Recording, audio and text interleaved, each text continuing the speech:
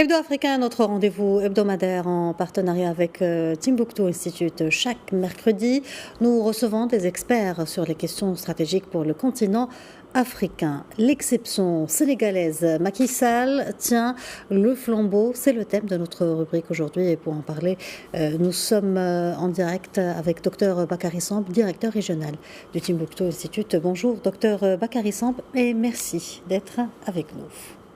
Bonjour et merci de votre invitation.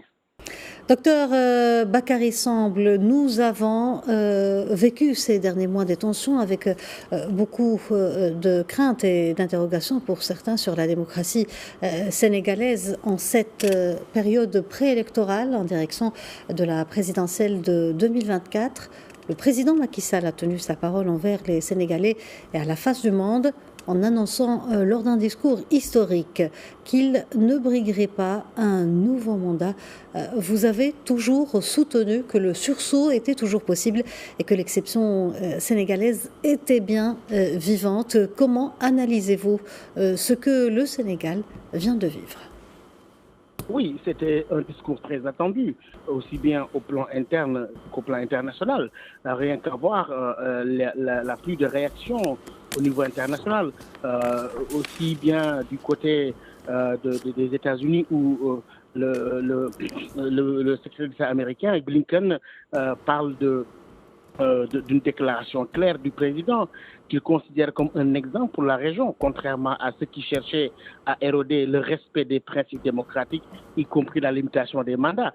Je pense que ce commentaire en dit long sur les craintes qu'il y avait. Mais à chaque fois, j'avais soutenu qu'au Sénégal, l'esprit du dialogue était un fait très important et que ça mènerait toujours à trouver une solution et avoir un sursaut qui a tout le temps aidé le Sénégal à sortir de situations difficiles, de situations politiques les plus complexes, telles qu'on l'a vu depuis l'indépendance, avec la crise de 62, avec la crise de 88, avec l'alternance de 2000, etc.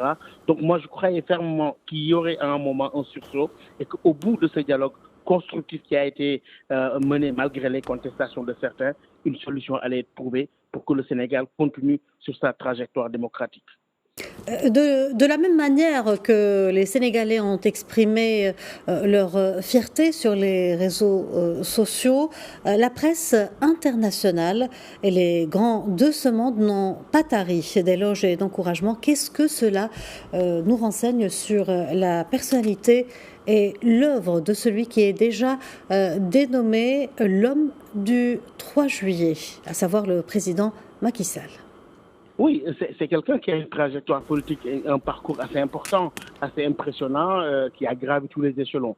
À partir de là, en arriver à gagner les élections présidentielles pour sa première participation et à avoir 2 mandats et à être quand même l'auteur, en tout cas, on lui attribue pas mal de réalisations au Sénégal.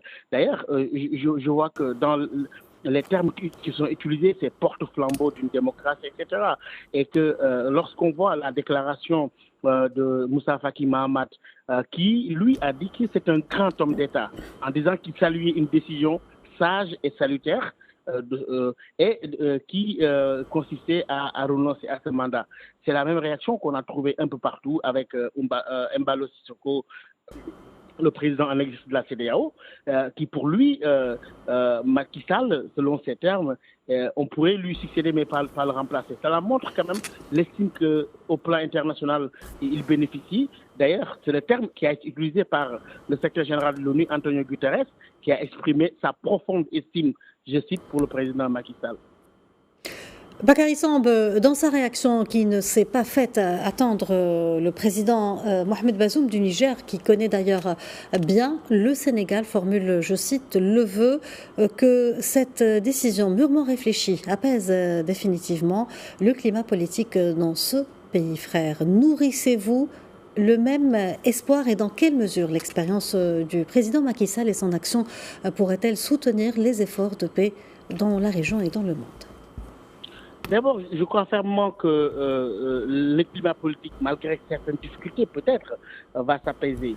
En tout cas, cela serait mieux que par rapport s'il y avait une troisième candidature. L'autre chose, c'est que dans l'histoire politique du Sénégal, c'est toujours le camp du dialogue qui l'a remporté et que les extrémismes en général n'ont jamais réussi à s'accaparer du champ politique que de manière éphémère. Sur ce, je crois que lorsque le président Bazoum parle d'un vœu que cette décision mûrement réfléchie apaise définitivement le climat politique dans ce pays, le Sénégal, qui connaît très bien, ayant étudié à l'université de Dakar, ayant fréquenté la classe politique sénégalaise, y compris celle de la gauche, pendant tout son séjour au Sénégal.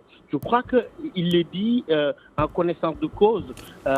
Bien entendu, le président Macky Sall, après cette présidence, aura beaucoup à faire dans une sous-région où il y a une crise de leadership, il y a un besoin d'une personnalité forte à la mesure des Kofi Annan et d'autres qui manquaient dans cette sous-région, en pleine crise et avec beaucoup de problèmes qu'on trouve sur le plan sécuritaire, sur le plan géostratégique et aussi dans un monde complexe où l'Afrique devra prendre toute sa place, notamment prochainement au sein du G20, initiative dans laquelle le président Macky Sall, lors de sa présidence de l'Union africaine, a joué un rôle très très important.